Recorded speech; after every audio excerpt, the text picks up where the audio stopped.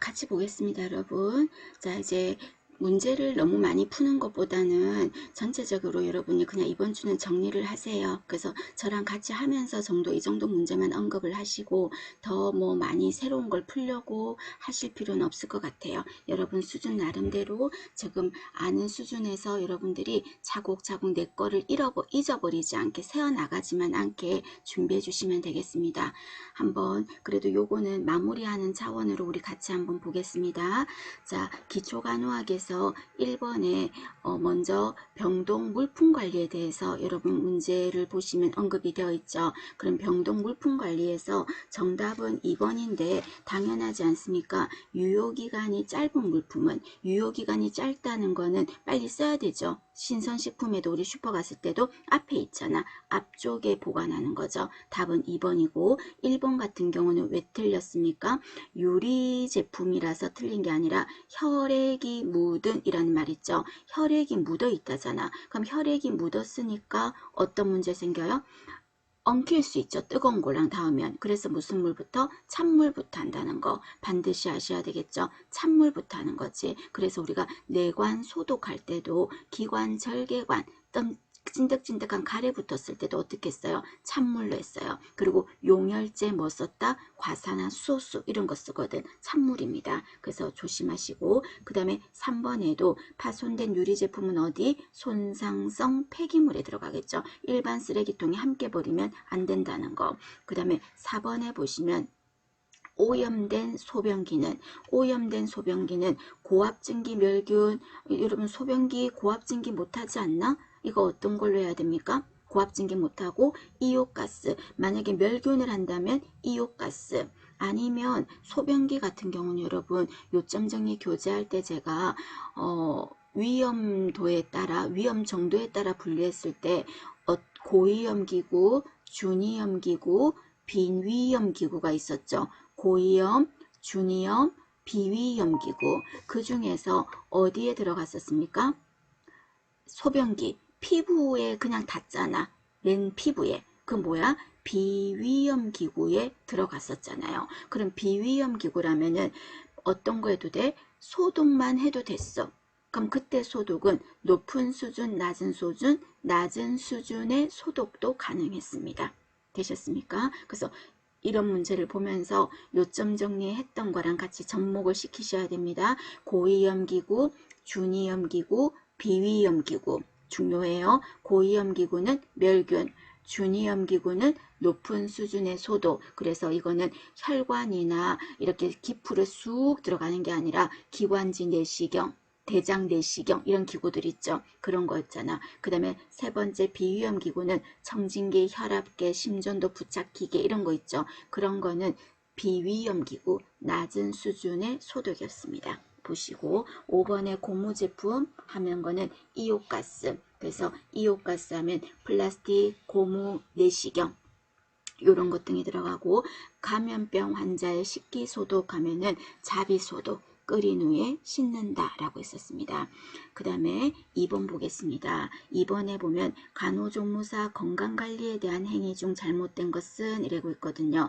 3번 틀린 거 찾아냈을 겁니다. 손톱을 길게 기른다. 틀린 거죠. 그리고 우리가 손 씻기에서 제일 깨끗하게 신경 써야 될 부분은 특히 하나만 고르면 어디였다? 손톱 밑이었어. 손톱 밑이 제일 중요하게 심혈을 기울여서 씻어야 된댔습니다. 근데 손톱을 길게 기른데 틀린 거 아시겠죠? 나머지는 여러분 말이 안 맞는 소리야. 그 다음에 3번에 보시면 자 근무 시간을 변경하고자 한댔습니다. 간호관리 요점 정리할 때 말씀드렸죠. 근무 시간을 변경할 때는 언제 말해야 된다? 언제? 빠른 시일 내에. 근무 시간을 변경하고자 할 때는 시간이 정해진 게 아니야. 일주일 전, 열흘 전 이런 게 아니라 빠른 시일 내에 누구한테? 관리자에게 하는 거죠. 지네끼리 서로 바꾸니 주거니 하면 안 돼. 그죠? 간호 관리자에게 빠른 시일 내에 설명하고 보고해야 되겠죠. 되셨습니까? 자, 반면에 여러분 또 어떤 게 있어? 사직서를 냈을 때는 어떻게 합니까? 사직 의사를 말할 때는 한 달 전에 사직 의사를 말하고 후임이 정해진 다음에 떠나라 라고 있습니다. 그래서 여러분들도 이제 뭐 얼마 뒤면 바로 이제 며칠 뒤면 시험 끝나면 이제 취업하시잖아요. 그래서 나중에라도 만약에 사직을 할 일이 있으면 그 정도 시간은 여러분들이 두셔야 돼. 그냥 원장 한번 혼나봐라고 그 전날 하고 그 다음날 그냥 안 나가고 이러면 안 돼요. 여러분 한 달 전에 말하고 후임이 정해진 다음에 떠나라 라고 한 거 그거까지 기억을 합니다.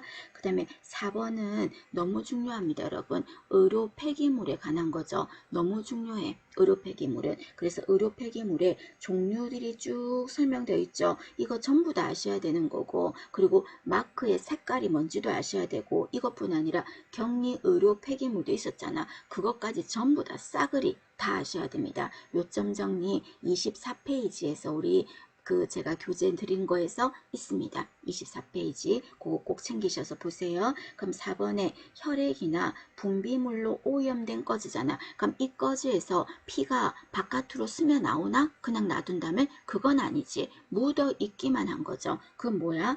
일반 의료 폐기물이죠. 혈액, 체액, 분비물이 묻어있는 탈지면, 솜, 꺼즈, 일회용 기저귀, 생리대 이런 거는 일반 의료 폐기물입니다. 그러면 피가 흥근히 조금 스며 나올 것 같은 거는 어떤 폐기물이었더라? 폐, 혈액백 이런 거 있었죠. 그건 뭐였어? 혈액 오염 폐기물. 그거랑은 구별을 하실 것. 나머지도 여러분들이 꼼꼼하게 한번 보셔야 됩니다. 의료 폐기물의 종류는. 그 다음에 5번에 보시겠습니다. 5번이죠. 혈당을 낮추기 위해 사용하는 약물입니다. 인슐린. 이건 모르시는 분은 없겠지. 인슐린. 혈당 감소죠. 어디서? 췌장에서 만들어진 거가 되겠죠. 나머지 한번 보자 여러분. 1번에 리도카인 나왔네요. 이건 무슨 약이야? 응급치료제죠. 응급약물이죠. 응급약물. 뭘 하는 응급약물? 부정맥 치료제. 부정맥 치료제 그리고 더 중요한 더 보편적인 국소마취제 하면은 리도카인이었죠. 그 다음에 디곡신 이거는 뭐였어? 투여 전에 맥박수를 재라. 왜냐면 맥박이 떨어질 수 있는 약이었죠. 서맥을 초래하는 약이 뭐냐? 이렇게 말하면 디곡신. 다른 말로 만약에 묻는다면 표현으로 디지탈리스 또는 디기탈리스. 그죠? 다른 말로 강심제라고 했었죠. 기억하실 것. 그 다음에 헤파린, 와파린 이런 거 항응고제.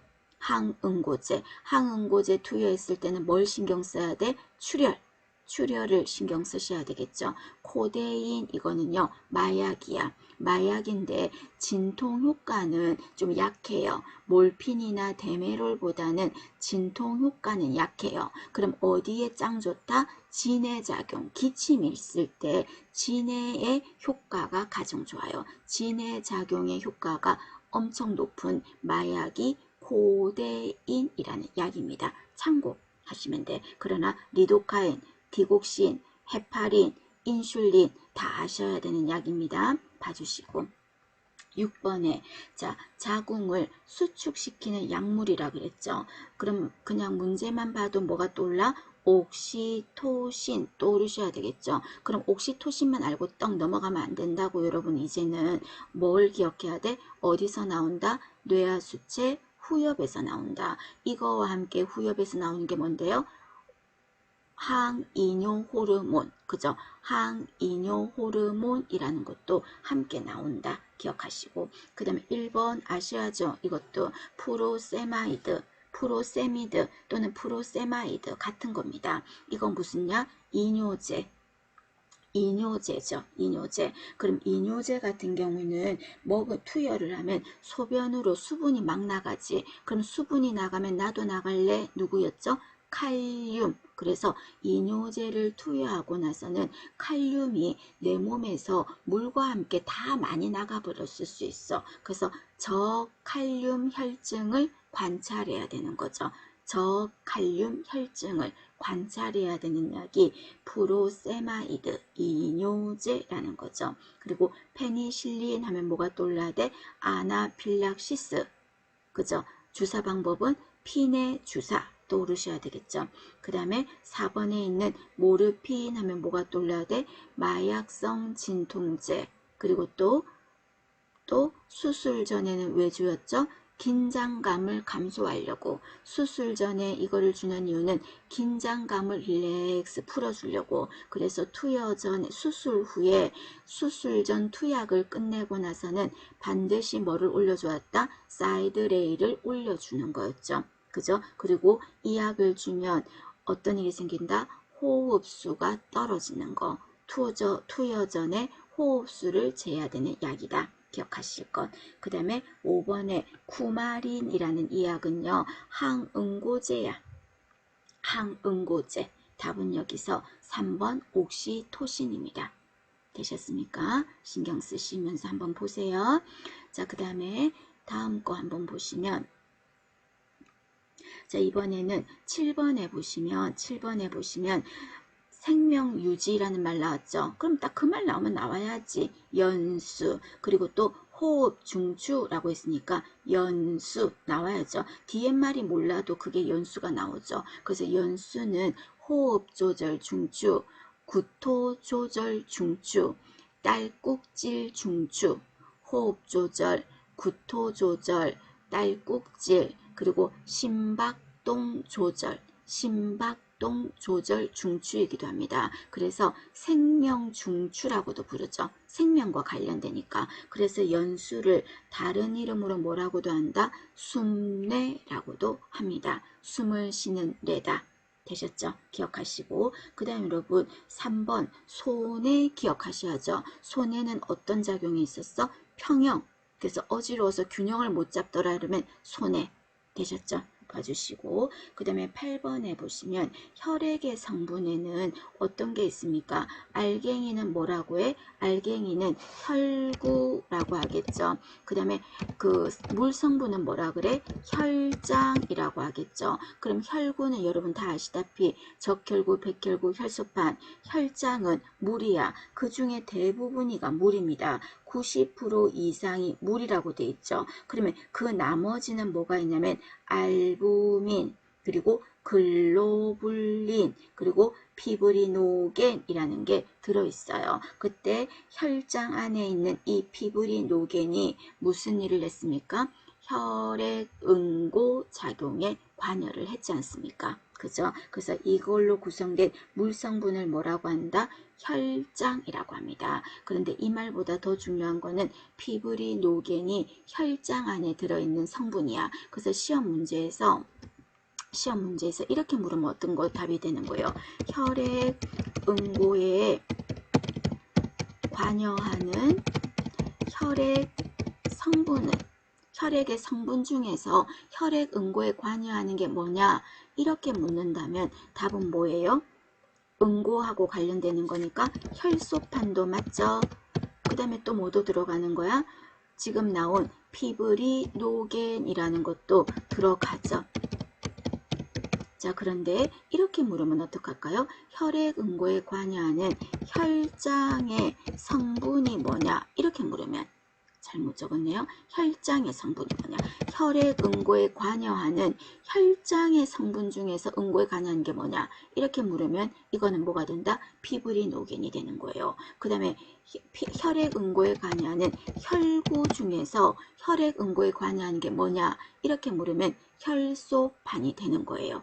되셨습니까? 그렇게도 물을 수 있으니까 문제를 3월 19일 날 보실 때 꼼꼼하게 부디 꼼꼼하게 실수하지만 말자. 아셨죠? 생각하고. 그러면 혈액 응고에 관여하는 게 혈소판, 피브리노겐, 또 뭐 있지? 다 생각해 본다면은 뭐가 있어요? 칼슘 있죠? 칼슘. 그리고 또 비타민 있죠? 비타민 종류 뭐? 비타민 K 있죠? 그리고 또 뭐 있지? 프로트롬빈이라는 것도 함께 있었다는 거 한번 아울러 생각합시다. 자, 9번에 보시면 부종 환자는 뭘 제한해야 됩니까? 부종 환자는 염분 그리고 또 수분 제한해야 되겠죠. 그래서 부종 환자가 제한해야 되는 게 뭐냐 하면은 수분 제한해야 되겠죠. 그 다음에 또 하나가 더 염분 제한하겠습니다. 염분, 소금기. 그럼 여기에서는 수분은 없으니까 염분을 말하는 거죠. 염분을 다른 말로 나트륨이라고 한 거고요. 되셨습니까? 봐주시고. 그 다음에 10번에 보시면 영양소에 대해서 말했죠. 자, 생체를 구성하는 주 성분이다. 이 말에서 딱 나와야죠. 단백질이라는 거. 그리고 또 두 번째 줄에 보시면 파괴된 조직을 수선한다. 제가 수선집 역할을 하는 영양소라고도 말씀드렸습니다. 그리고 이거는 그러니까 수선의 역할을 하는 거니까 이게 부족하면은 상처 치유가 잘 안 된다. 그리고 생체를 구성한다 그랬거든요. 그러면 살을 붙이는 거죠. 쉽게 말해서 뭐다? 단백질이 되겠습니다. 단백질. 되셨습니까? 그래서 상처 치유에 도움이 되는 거 하면은 단백질과 비타민C 그거 기억하셔야 되겠고, 그리고 단백질 하면은 생체 구성소로서의 역할을 한다. 그리고 조직을 수선한다. 이런 말이 단백질이죠. 이게 만약에 부족했을 때 화시옥합병 생길 수 있다 그랬습니다. 그리고 우리가 6대 영양소라고 한다면 3대 영양소라고 한다면 탄단지가 되는 거 아실 거고 6대 영양소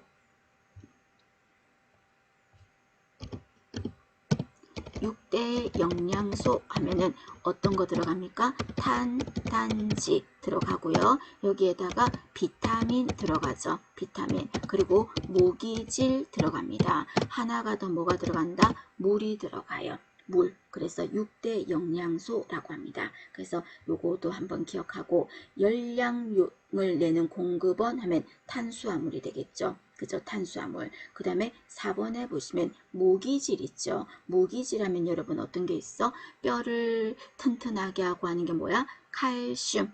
무기질이죠. 칼슘. 그 다음에 헤모글로빈을 이루는 구성 성분이고 이거 먹을 때는 비타민 C와 함께 먹어주면 좋겠다. 철분, 무기질이죠. 그리고 이게 너무 과잉이면은 반상치도 될 수 있어. 불소 이런 거 무기질이야. 그리고 또 갑상선에 좋은 무기질, 요오드 이런 거 무기질입니다. 되셨습니까? 여러분 메모 잘하고 계시는 거죠? 봐주십니다. 그 다음에 11번에 보시면 금식이 필요한 것은 이라고 했거든요. 여기에서 금식을 해야 되는 검사는 뭐가 있어요? 5번에 대장 내시경 검사가 금식을 해야 되는 거겠죠. 근데 1번 대변 검사 이런 거 안 하잖아. 기생충 알아볼 때. 그 다음 흉부 엑스레이 3번 심전도, 소변 배양 이런 거는 금식 안 해도 되죠. 그리고 또 금식 안 해도 되는 검사에 어떤 게 들어갑니까? 안 해도 되는 걸로 한다면 CBC 들어가겠죠. CBC 이 피검사는 금식 안 해도 돼. 그죠? 안 해도 돼. 그리고 흉부 엑스레이, 심전도 그런 거 이런 것도 안 해도 됐었습니다. 그 다음에 폐기능 검사도 금식 안 해도 됐었습니다. 추가로 더 적어두세요. 폐기능 검사도 안 해도 돼. 그 다음에 12번에 보시면 객담 배출을 위한 간호예요. 자, 객담 가래잖아요. 그럼 객담 배출을 위해서는 여러분 어떤 간호를 해줘야 돼? 먼저 가래가 잘 나오려면 똑바로 눕는 것보다는 어떤 게 좋아요? 반자위가 좋겠죠? 반자위를 해줘야 되겠죠. 그리고 가래가 잘 나오려면 물이 습도를 조금 더 줘야 되겠죠. 그래야 객담이 노골노골해서 잘 배출이 되겠지. 그래서 수분 섭취 아니면 가습, 습도를 주는 거죠. 이때 가습, 습도는 얼마 정도 줍니까?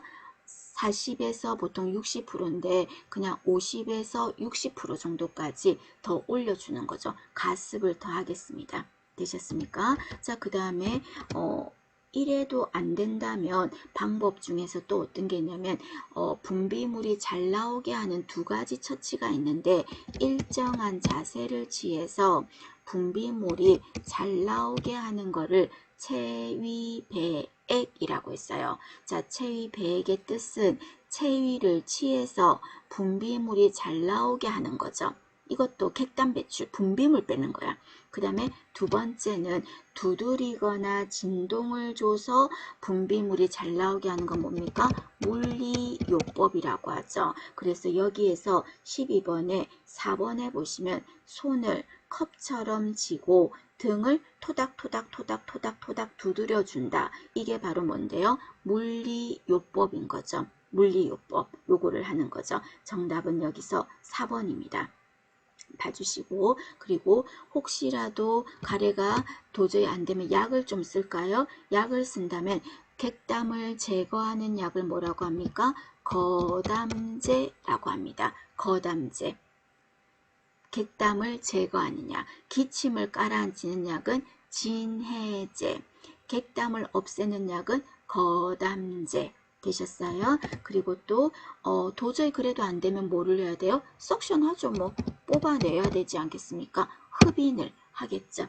그래서 이런 것 등이 객담 배출 간호인데, 자 1번 볼까요 여러분? 1번, 자 출혈의 경향이 있는데 두드리면 돼 안 돼? 안 되지. 그럼 질문, 이때 객담 환자가 출혈을 한다면 이때 출혈은 뭐라고 해? 객혈. 객혈 시 제일 중요한 게 절대 안정, 그리고 금식이지 않습니까? 그래서 이때 두드리면 안 돼. 그 다음에 2번도 철썩 소리가 나도록, 여러분 느낌이 아닌 거 알겠죠? 3번 통증이 느껴질 때까지. 그 다음에 여러분 식사 직후에 두드려주는 거, 아까 두드려주는 게 무슨 치료라 그랬죠? 물리요법이죠. 그래서 체위배액이라든지 물리요법, 이 녀석들은요, 이것들은 식사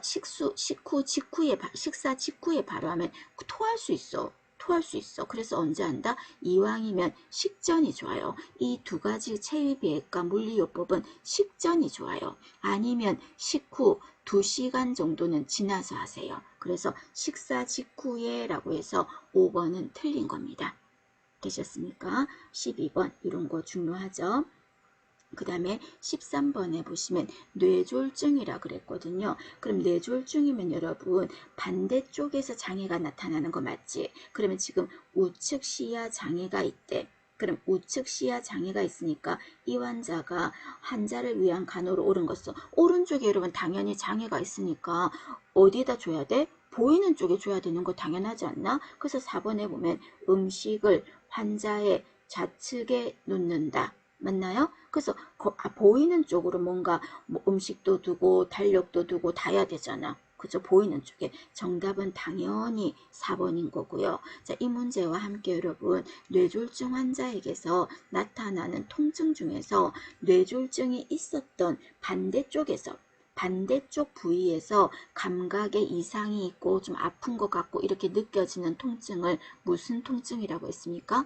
우리 요점 정리할 때 시상통이라고 했었는데, 시상통. 그래서 시상통 하면은 이거는 어떤 통증을 떠올려라? 뇌졸중. 뇌졸중 환자에게서 반대쪽에서 뭔가 불편함이 느껴지고 좀 불편한 통증이 느껴지는 거를 시상통이라고 했어요. 그것도 하나 떠올리고, 그러면 멀리 떨어진 다른 부위에서 느끼는 건 뭐였지? 방사통. 절단된 부위에서 느끼는 거는 환상통. 그죠? 그게 더 중요하긴 합니다. 그 다음에 14번에 보겠습니다. 14번에 보시면 역류성 식도염이라고 했거든요. 그래서 역류성 식도염도 여러분 보기에서 좀 알아두세요. 자, 1번에 보시면 역류라는 말은 말 그대로 식도의 문제로 역류하는 거야. 근데 1번에 물을 자꾸 먹으면 어때요? 역류하기가 더 쉽죠. 그래서 1번 물을 자주 마신다. 틀렸어. 안 된다는 거 기억하세요. 그 다음에 2번에 항상 많이 먹어라 이런 거 격려하는 거 별로 없어요. 과식하면 안 돼요. 그래서 과식은 하지 말 것. 그리고 어떻게 먹어라? 소량씩 자주 먹어라. 소량씩 자주 먹고, 그리고 역류성 식도염은요 규칙적으로 먹어야지 과식하고 너무 많이 먹고 이런 거 안 좋아요. 안 좋고, 그 다음에 3번에 보시면 섬유질이 풍부한 식품을 제한하라 그랬죠. 변비가 있으면 오히려 복압 때문에 배에 힘이 주다 보니까 역류하기가 쉬워. 그래서 변비가 생기면 안 돼요. 그럼 변비를 막으려면 어떤 거 많이 먹어야 돼? 섬유질을 섭취해야 돼. 변비가 있으면 배에 힘을 으윽 하고 주다 보니까 배에 긴장이 돼서 오히려 음식물이 역류하기가 쉬워요. 그래서 섬유질을 제한한다라고 한 게 틀렸어. 3번에 섬유질을 섭취하게 해주셔야 됩니다. 그러면 좀 안 좋은 음식은 어떤 겁니까? 4번에 기름진 거 안 좋아요. 그 다음에 초콜릿 안 좋아요. 그 다음에 커피, 이런 거 안 좋아요. 커피 안 좋아. 그 다음에 또 뭐 담배 이런 거 안 좋아요. 담배 피하라. 그 다음에 또 탄산음료 있죠. 그죠? 여러분 그건 이해되시지? 탄산음료 이런 거 안 좋습니다. 탄산음료. 그래서 기름진 거, 초콜릿, 탄산음료, 커피, 뭐 담배 이런 거 피해야 돼. 그럼 어떤 음식이 좋습니까? 하면은 단백질 식품. 더 추가로 적어둡시다. 단백질 식품. 단백질 식품은 섭취하는 게 좋겠습니다. 섭취하고 그리고 이때 체중이 너무 많이 나가는 것도 안 좋아요. 그래서 정상 체중을 유지하자. 비만이 안 되도록 체중 관리를 잘하자. 그리고 식사할 때는 역류하기 쉬우니까 앉아서 먹어라. 앉아서 식사하라. 그리고 잘 때는 여러분 취침 시에는 여러분 생각에 역류가 안 되려면 상체를 약간 어떻게 하는 게 좋을까요? 약간 올리는 게 좋겠죠. 취침 시에 상체를 약간 올려주는 게 훨씬 좋겠다 하는 겁니다. 되시겠습니까? 자, 그런 부분에 대한 내용이 역류성 식도염에 관한 겁니다. 그래서 5번에 보시면 식사하고 곧바로 눕지 않게 한다. 누우면 안 된다니까? 역류한다니까? 그래서 식사도 앉아서 먹고 잘 때도 상체를 약간 올려주고 하는 게 들어갑니다. 봐주시고요. 자, 그 다음에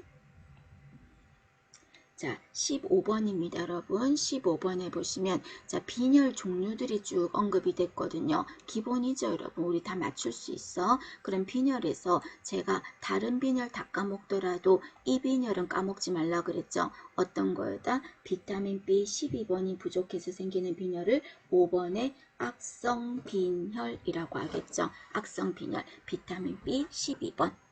코발라민 하는 거 비타민 B 12번입니다. 악성 빈혈. 그럼 악성 빈혈 환자는 뭐도 조심해야 된다 그랬죠? 위암도 조심해야 된다라고 했습니다. 같이 보시고 그 다음에 1번에 재생불량성 빈혈 하면은 이거는 뭐죠? 재생불량성 빈혈은 어떤 거? 골수 기능에 문제로 생기는 거. 골수 기능 저하하면은 재생불량성 빈혈. 그 다음에 철결핍성 빈혈, 이거는 철분 먹어주면 되는 거죠. 주로 출혈 이런 것들도 생길 수 있고 또 불충분한 식사 이런 것도 생길 수 있습니다. 그 다음에 4번에 혈구 파괴로 생기는 거는 용혈성 빈혈이라고 하겠죠. 용혈성 빈혈. 그런데 그렇게만 아시면 되는데요. 3번에 그냥 참고로 지중해 빈혈 이런 거 생뚱맞게 전에 모르는 거 나오면 여러분 확률적으로 모르는 게 내가 태어나 처음 들었다면 그런 거 하지 마. 그런 걸 괜히 또 시험날 꽂혀가지고 또 고치고 그러지 마세요 하셨죠. 요 지중해 빈혈은 이거는 뭐 저도 찾아봤는데 그리스나 뭐 중동, 남아시아, 아프리카 이런 데서 좀 돌연변이, 유전자 돌연변이 때문에 헤모글로빈이 부족해서 생기는 빈혈이라고 합니다. 그냥 넘어가셔도 됩니다. 5번입니다. 그 다음에 16번에 보시면 동정맥류 간호 있죠. 그래서 성인 간호에서 동정맥류 간호는 생각보다 많이 중요합니다, 여러분. 그래서 이거는 어떤 게 들어갔어? 먼저 동정맥류를 만들고 그 다음에 바로 투석을 한다면 틀렸지. 어떻게 해야 돼? 1, 2개월 정도는 지나야 된다 그랬어. 그리고 투석할 때 이쪽 팔은 그쪽 팔에는 따뜻한 물수건 같은 걸로 이렇게 찜질하면 좋다 안 좋다? 좋아. 찜질하면 좋아. 찜질하고 이렇게 마사지 해주고 이런 거는 좋아요. 그러나 그쪽에 혈압을 잰다든지 그죠? 하지마. 혈압 제거하지마. 그리고 또 팔베개 이런 것도 하지마. 그러니까 그쪽 편에 동정맥류가 있는 쪽에는 하지 말라고. 되셨습니까? 팔베개, 소매 조이는 옷, 수액 맞는 거, 체열하는 거 이런 거 전부 다 하지 마세요. 자, 그러면 1번에 보시면 좌측 팔에 따뜻한 물수건을 올려놓고 있다. 나쁜 거 아니랬잖아. 지금 문제는 보고해야 될 경우로 옳은 거니까 정상 말고 비정상 찾으란 소리죠. 1번 괜찮아. 그 다음 2번에 2번 보시고 여러분들이 제가 실수하지 말랬는데 또 실수한다. 이런 상황이 생기면 혈압 측정하면 안 돼 이렇게 생각하기 쉬운데 어느 팔에 쟀댔어요? 오른쪽에 쟀댔잖아. 그럼 왼쪽에 동정맥류 있으니까 오른쪽에 재는 건 당연한 거 아닌가? 그죠? 그 다음에 3번 다리를 올린 채 잠을 자고 있다? 그냥 뭐 나쁜 거 없어. 그런데 4번에 보면 좌측 팔로 팔베개를 하고 누워 있다잖아요. 안 되는 거죠. X죠. 그래서 정답 여기서 보고해야 될 경우는 4번이 되는 겁니다. 그리고 이때 동정맥류를 하고 있는 쪽에 손목 시계 이런 것도 하지 마. 시계도 차지 마. 조이는 자체가 모든 거 무거운 물건 들기 이런 것도 하지 마세요. 그리고 이때 동정맥류 있는 쪽에 진동이 느껴지는 게 좋은 거예요? 나쁜 거예요? 진동이 있는 게 좋은 거야. 진동이 반드시 느껴져야 돼. 느껴져야 돼. 그리고 투석하고 나서는요. 투석하고 나서 혈압을 재볼 겁니다. 그래서 시험 문제에서 투석 후에 혈압을 측정하는 이유가 뭐냐? 이렇게 말하면 이유는 뭐냐면 저혈압을 관찰하려고 해요. 저혈압 증상을 관찰하기 위해서입니다. 왜냐하면 투석이라는 말은 내 몸의 체액을 빼내는 거잖아. 뺐다가 다시 넣어주는데 뺀다는 거는 그 자체가 내 몸에 있는 걸 빼내는 거니까 혈압은 어떻게 된다? 떨어지거든. 그래서 지난번에 레벨업 모의고사에서 여러분 투석하고 나서 환자가 BP가 80에 뭐 60이다 50이다 이렇게 된 거 기억나요? 그럼 그렇게 됐을 때는 가장 먼저 할 일은 뭐다? 이 환자한테 수액을 빨리 넣어줘서 BP를 올려주는 겁니다. 이때 투석을 중지한다 아니라고. 투석을 하게 되면 혈압이 떨어지는 건 있을 수 있거든. 그것 때문에 투석 안 한다면 투석 못 하는데? 아셨죠? 그래서 저혈압 증상을 관찰하고 만약에 BP가 떨어졌다면 몸에 물이 빠져나가서 BP가 떨어진 거니 수액을 좀 빨리 넣어주는 겁니다. 되셨죠? 요거 신경 쓰시고요. 자, 그 다음에 17번에 보시면 임종 환자 간호죠. 자, 임종 환자 간호에서는 가장 어떤 게 빨리 없어진다? 시력이 빨리 없어진다 그랬어. 그래서 방을 밝게 하는 거는 맞아요. 그런데 1번에 보면 시력이 뚜렷해짐으로 아니죠. 그죠? 시력이 가장 먼저 없었죠. 그러나 방은 밝게 해야 돼. 그리고 2번이 맞는 거죠. 찾았을 거예요. 경청하고 공감한다. 맞는 말이고. 그 다음에 5번 조심하세요. 독방에 혼자 있게 한다? 아니요. 프라이버시는 유지하되 혼자 있게는 하지 않는다 라는 말 있었죠. 그리고 임종의 단계 기억하시고 무슨 단계? 부정, 분노, 협상, 우울, 수용 단계. 그리고 또 임종 시 사후 처치는 언제 한다? 사망 선언이 있은 후에 한다 하는 것도 같이 생각합시다. 자, 18번에 보시면 골다공증 위험은 폐경기 이후에 높아지죠. 왜 폐경기 이후에 높아지는 거야? 에스트로겐. 그죠? 에스트로겐의 결핍이 문제인 거죠. 답은 여기서 4번입니다. 그래서 여러분 1번 이런 거 하면 안 돼. 지금 문제의 포커스는 골다공증 위험이 높아지는 이유인데 칼슘이 풍부한 식품 섭취. 이거는 골다공증 예방이잖아. 그죠? 그 다음에 체중 부하 운동을 하면 안 돼. 체중을 실으면 안 돼. 하는 거죠. 그리고 골다공증 환자는 어떤 운동이 좋아요? 어떤 게 좋아요? 걷기 운동. 골다공증 환자는 걷기 운동, 관절염 환자는 쭉쭉 뻗어주는 수영. 맞나요? 수영 두 가지 구별하실 것. 그리고 4번에 보시면 에스트로겐 결핍 이게 원인이고요. 금연 상태 유지하는 건 좋아요. 금연하고는 골다공증하고도 연관은 있습니다. 그리고 5번 틀렸어. 여러분 비타민 D를 복용하면 골다공증 위험이 높지 않잖아. 그죠? 이게 답이 되고 싶다면 비타민 D 저하라고 하셔야 되겠죠. 답은 여기서 4번.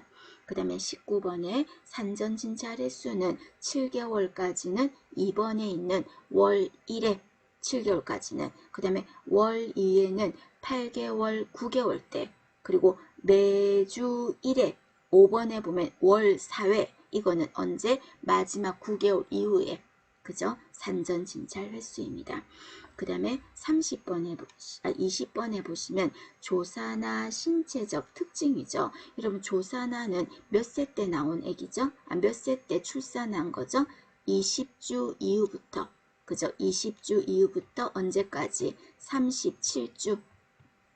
37주 이전에 출생한 아이를 조사나라 그랬어요. 그럼 이때 조사나는 2번에 보시면 피부 밑으로 살이 없어. 피부가 얇고 살이 없어. 그래서 정맥 혈관이 막 비쳐. 그래서 답은 여기서 2번인 거예요. 그 다음에 여러분 3번에 알아야 되죠. 손바닥, 발바닥에 주름은 어떻겠어요? 적거나 없다 라고 했어요. 적거나 없다. 그리고 또 피하 지방도 적다.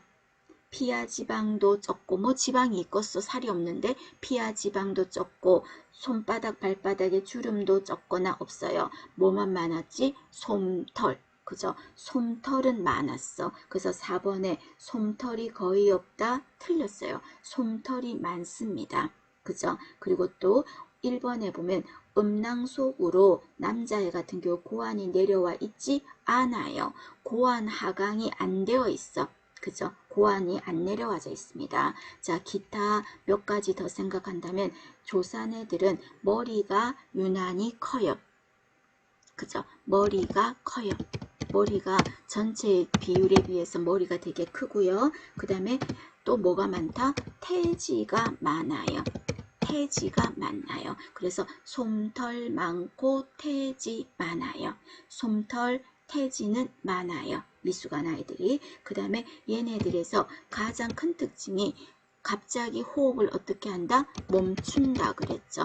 빈번하게 무호흡이 일어난다. 그리고 또 남자아이는 고환이 안 내려왔죠. 잠복 고환이 안 내려왔어. 여자아이는 음액이 턱 튀어나와 있다 그랬어요. 음액이 탈출되어 있다. 탈출이 아니라 음액이 돌출되어 있다. 음액이 좀 톡 튀어나와 있다. 그죠? 그 부분. 그 다음에 또 손목, 무릎 이런 데가 어떻게 돼요? 폴짝 뛰고자 하는 개구리 모양을 하고 있다. 그리고 소변이 충분히 진해지지 못하고 그냥 물 먹으면 그대로 나와. 희석된 소변. 희석된 소변. 이런 게 특징이었습니다. 한번 같이 보시고요. 그 다음에 21번입니다. 자, 21번에 보시면 초유에 대한 설명이죠. 자, 초유는 여러분 뭐가 많지? 면역체가 많죠. 면역체가 많죠. 이렇게 해서 면역이 생기는 거는 무슨 면역이야? 엄마한테 자연적으로 받았죠. 치료제를 받았지. 자연 수동 면역이 될 겁니다. 그럼 이때 초유를 먹으면 면역체가 많아서 좋기도 하고 또 어떤 점 좋다? 2번에 보시면 수유시 초유에 어떤 성분 때문에 염분이 초유에 들어있는 염분이 태변 배설을 촉진한다. 기억납니까? 태변 배설을 촉진한다. 태변은 빨리 나가는 게 좋거든요. 답은 여기서 2번입니다. 여러분 2번. 그 다음에 모유가 우유에 비해서 많은 건 뭐예요? 우유에 비해서 모유에 많은 거면 비타민. 그죠? 비타민 특히 A. 비타민 A. 그 다음에 또 뭐가 있죠? 당분. 이런 거는 모유에 많이 들어있어요. 그 다음에 22번에 보시면 분만 중에 관장이라는 걸 한다 그랬죠. 관장을 한댔습니까? 몇 기 했지? 1기 때 했잖아. 1기 때 관장하고 보행하고 그 다음에 상모하고 식사는 유동식하고 태아 심장 소리 체크하고 중간중간에 분만 진행을 알아보려고 내진하고 하는 게 1기잖아. 그럼 이때 관장을 하는 이유가 뭡니까? 하면은 지금 22번은 산모가 대변을 볼 경우 했으니까 여기에서는 산도 오염 방지가 되는 건데 저는 22번에 관장이라는 말로 적었어요. 그럼 관장이라는 거를 할 때는 뭐 때문에 하는 거예요? 이것도 마찬가지로 오염 방지. 그죠? 오염 방지. 그 다음 하나가 더 있지 않나? 일부러 관장을 할 때는 어떤 이유가 있습니까? 자궁 수축을 촉진하는 것. 그죠? 자궁수축을 촉진해서 빨리빨리 진통이 있어서 자궁문이 열리게 하는 거죠. 그죠? 요것도 같이 알아둡니다. 22번은 오염 방지입니다. 자, 23번입니다. 여러분, 23번. 봐봐요. 이거 요점 정리 11페이지에서도 언급했었거든요. 그래서 우리가 일생을 살면서 이루어야 될 숙제가 있다. 그 숙제를 발달과업이라고 하면서 11페이지 나중에 보시면 있을 겁니다. 거기에 어디에서라도 나올 수가 있어. 어느 영역 단계에서라도 나이대가. 그러면 청소년기는 어떤 단계다? 1번에 자정체감이에요. 자정체감. 그리고 노년기는 어떤 거예요? 노년기는 여기 없는데 노년기 하면은 잘 살았나 내가 헛살았나 돌아볼 수 있다 그랬죠. 자아 통합이에요. 정체가 아니라 자아 통합. 그게 만약에 이루어지지 않는다면 어떤 게 생긴다? 절망하겠죠. 잘못 살았다고 생각이 드니까. 되셨죠? 그 다음에 2번에 보시면 생산성 하면 누구였죠? 중년기가 많이 일해야 되잖아. 이때 그게 안 되면은 침체하게 되겠죠. 그 다음에 3번에 친밀감 하면 누구예요? 20, 30대 막 젊은 친구들. 이제 얼마나 재밌어. 성인 초기. 이때 친밀감이 이루어지지 않으면 고립감. 성인 초기예요. 그 다음에 4번에 주도성. 이건 언제죠? 제가 티라노사우루스 가지고 막 혼자서 알아서 논다 그랬죠. 무슨 시기? 학령전기. 그죠? 이때 막 못하게 하고 뭐라 하고 막 뺏어가지고 다른 애한테 양보하게 하면 죄책감 생긴다 그랬죠. 내가 뭐 잘못해서 엄마가 저러나 보다 생각해서. 그 다음에 5번에 근면성 하면 어느 시기야? 학령기. 근면성 하면 학령기. 그 다음에 유아기 하면 언제죠? 유아기는 뭘 이루어야 되는 시기야? 내가 할 거야 하는 자율성. 그죠? 자율성을 이루는 시기. 그게 이루어지지 않으면 어떻게 된다? 수치감이 생긴다. 그 다음에 영아기 이루어야 되는 숙제 뭐예요? 신뢰감. 이게 이루어지지 않으면 불신감이 생긴다라고 했습니다. 요거까지 함께 정리합시다. 여러분 알아두셔야 돼. 그 다음에 24번에 보시면 자 설사로 탈수가 심한 유아에겐 있어요. 그럼 이 아이에게서 유의해야 될 사항은 이 말은 한마디로 뭐 찾으라는 거야? 탈수의 증상 지금 찾으란 소리 아닌가? 탈수가 일어났을 때 그죠? 그거 찾으란 소리예요. 이거 여러분 요점 정리 13페이지에서도 언급을 했어요. 그러면 탈수가 일어난다면 이때 체중이 당연히 어떻게 돼? 빠지지. 체중이 빠지겠죠. 그 다음에 2번 고쳐야 되겠죠. 피부 긴장감은 어떻게 될까? 감소하겠죠.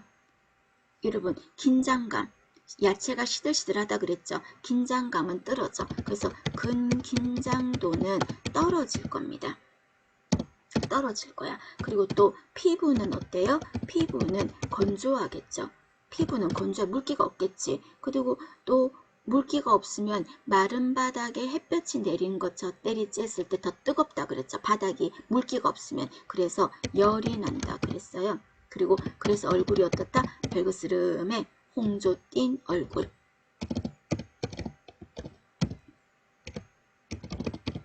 생기죠. 소변량은 픽뇨. 소변은 그러면 픽뇨가 나타나니까 소변은 진할까요? 연할까요? 진하겠지. 그 뭐라 그랬지? 요비중이 상승됐다라고 했습니다. 그러면 내 몸에 물기가 없으면 피 안에서 혈장도 좀 적겠지. 건더기보다 국물이 적잖아. 그럼 국물이 적으면 졸여진 것처럼 느껴지겠죠. 그러면 그래서 헤마토크릿 적혈구가 차지하는 비중 알아보니 헤마토크릿 물 말고 혈구가 차지하는 비중 이게 수치가 건더기가 더 많아. 그래서 헤마토크릿 수치가 올라간다라는 말 조금 어려운 말로 모의고사에서 한번 언급을 했었습니다. 한번 참고로 봐주시고 나머지는 여러분 그래도 알아야 돼. 그리고 당연히 체중도 빠질 거고요. 체중도 빠질 거고요. 답은 4번입니다. 그 다음에 25번에 보시면 얼굴 부위의 화상은 여러분 안면 부위의 화상은 가장 위험한 게 뭔데요? 가장 위험한 게 기도, 숨구멍이 익었을까봐 걱정하는 거죠. 기도 유지가 가장 중요한 문제고 가장 그래서 안면을 다쳤을 때가 가장 즉시 보고해야 될 상황입니다. 답은 2번 호흡곤란 징후를 보이면 즉시 보고하는 거죠. 그럼 나머지도 한번 볼까 여러분? 1번에 왜 틀렸어? 의복을 손으로 떼어내고 이러면 돼? 안 돼? 안 돼. 그죠? 그 다음에 3번도 기본이지만 중요합니다. 화상 부위에 연고나 오일을 발라주면 안 돼. 왜? 열이 빠져나가야 되는데 열 방출을 막거든요. 열이 안 빠져나가거든. 연고로 덮어두니까. 맞나요? 그 다음에 4번 화상 부위를 담요로 덮어준다. 틀렸죠? 드드드 붙으면 어떡하지? 그럼 추운데 어떡하지? 화상 환자 추우면 어떡하죠? 그래들 화상 피부 이식 침구가 직접 몸에 닿지 않게 하면 그래들 떠오르시고 그리고 수포 안 터뜨린다는 거 그리고 화상을 입었을 때는 제일 먼저 뭐부터 합니까? 빨리 차가운 물로 먼저 씻어주는 거죠. 열을 빼내야 되니까. 그죠? 그런 거 한번 떠올리십니다. 그 다음에 26번에 보시면 노인의 낙상 예방인 거예요. 그럼 낙상 예방은 노인간호에서 굉장히 중요하다 안 중요하다? 굉장히 중요하게 다룹니다. 그래서 우리가 요점 정리 책에도 교재에서도요. 9페이지에 보시면 낙상 위험 요인에 대해서 언급을 했어요. 그럼 어떤 게 위험한 거다? 왜 낙상을 노인들은 잘 있냐면 시력이 저하되니까. 그래서 낙상은 여러분 원인도 알아야 돼. 왜 노인들에게서 낙상이 많이 일어나냐 하면은 시력이 자꾸 떨어지니까 잘 안 보이니까 까당하고 넘어지기도 쉬운 거죠. 그 다음에 또 난청도 있잖아. 잘 안 들리니까 차 소리도 잘 못 듣고 클락션 소리도 못 듣고 그리고 또 낙상 경험이 있을 때 더 낙상은 잘 일어난다. 그리고 심하게 무드가 변화가 있죠. 그래서 갑자기 막 흥분하고 우울하고 또 흥분도 잘해. 이런 거 있으면 조심성이 떨어지잖아요. 그래서 그러기 쉬워. 그 다음에 또 배뇨장애 갑자기 소변이 마려. 그럼 막 급하게 뛰다가 또 뛰지 않아도 막 걷다가 넘어지거나 자빠지는 거죠. 그리고 또 현기증 같은 것도 잘 나고 그리고 나이 들면 약을 먹잖아.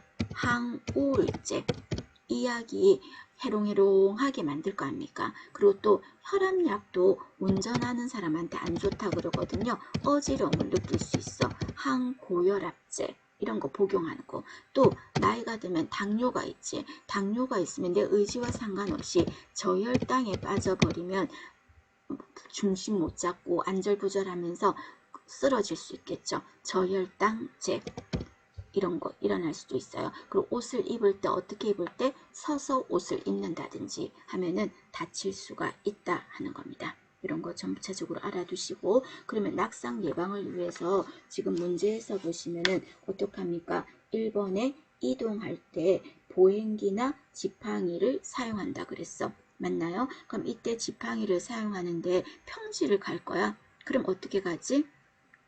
이 환자가 예를 들어서 한쪽이 불편한 데가 있다면 어떻게 가? 평지를 간다면 지마건 내려갈 때도 지마건 올라갈 때는 지건마